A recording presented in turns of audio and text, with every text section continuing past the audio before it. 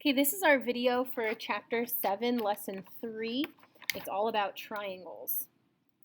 And the first thing you need to know is that we can classify triangles in two different ways. The first classification are angle classifications. And these are when we strictly look at the angles of the triangle and we classify it according to right, acute, or obtuse. The second way to classify a triangle is by looking at its sides. And these classifications are equilateral, isosceles, and scalene. Hopefully most of these words are very familiar to you. They should not be something super new, but you might need a review on how to use them. So the first thing we're going to do is talk about the three different angle classifications. Angle classifications, like I said before, we are strictly looking at the angles. We are not looking at the side lengths or anything like that. We're just looking at this angle, and this angle. So our first angle classification is acute triangles. And acute triangles have all of their angles are acute. So every single angle has to measure less than 90 degrees. If we look at these three examples here, you can see that each of these angles is less than 90. Each of these are less than 90. And each of these angles are less than 90 degrees. Sometimes you may have to turn your paper a little bit to really get a good look at the angles. For example, this angle here is a pretty big acute angle, but if I would turn that triangle a little bit, I would see that when I put it kind of in that direction, I could see that it's not right. If I bring up a line here, like a right angle, that would be a right angle, and this is slightly smaller. So that's something that might help you to just turn your triangles, turn your papers sometimes to help you classify those angles. Our next type of angle classification are right triangles. Now, right triangles have exactly one right angle, no more, no less. So they're usually pretty easy to spot. Again, sometimes you'll have to, turn your triangle or turn your paper to make it make more sense to you. But a very good indicator is if you have the box in the corner. Our third type of angle classification is an obtuse triangle. Obtuse triangles have exactly one obtuse angle. So in this triangle, here would be our obtuse angle, this angle would be our obtuse angle, and of course this angle up here would be obtuse. Remember, those are greater than 90, but less than 180. Had a little typo there.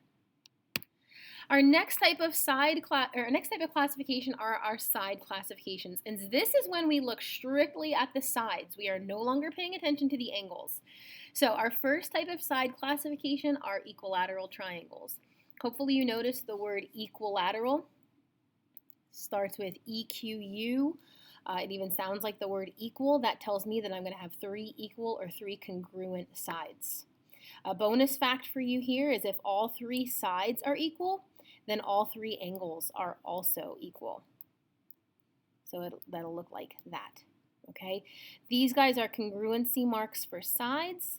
These swoops are congruency marks for angles. As we add more swoops, we can show that they are congruent. These three angles are congruent to each other, but they are not congruent to the angles of that other triangle. Same thing with the sides. I have 3 marks here, 3 marks here, and 3 marks there. That shows me that these 3 sides are congruent, but they are not congruent to the sides of the other triangles. So I can do that again over here. 1, 2, 3, 1, 2, 3, and 1, 2, 3.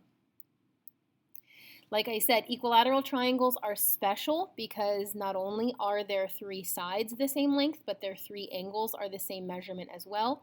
And each of these angles actually ends up being 60 degrees.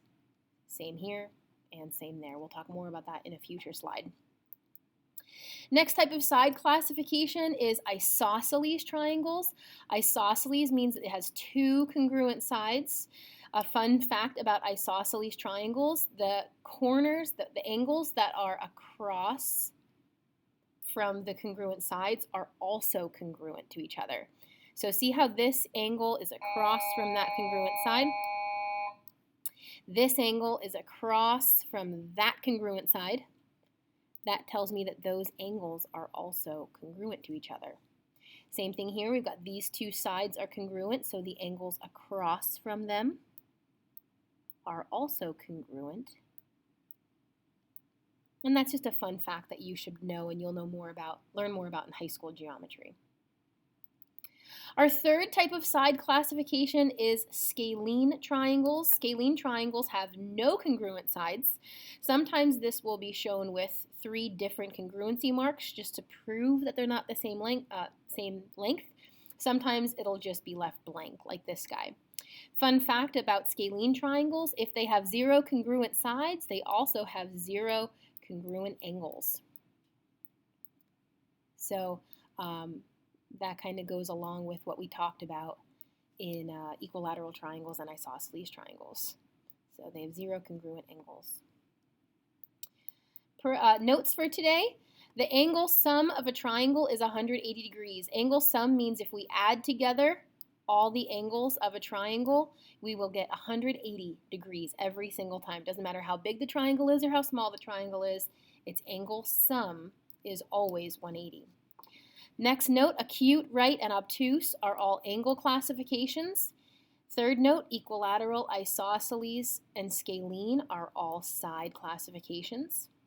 Last note, remember how I told you that equilateral triangles have 3 congruent sides, but 3 of their angles are also congruent?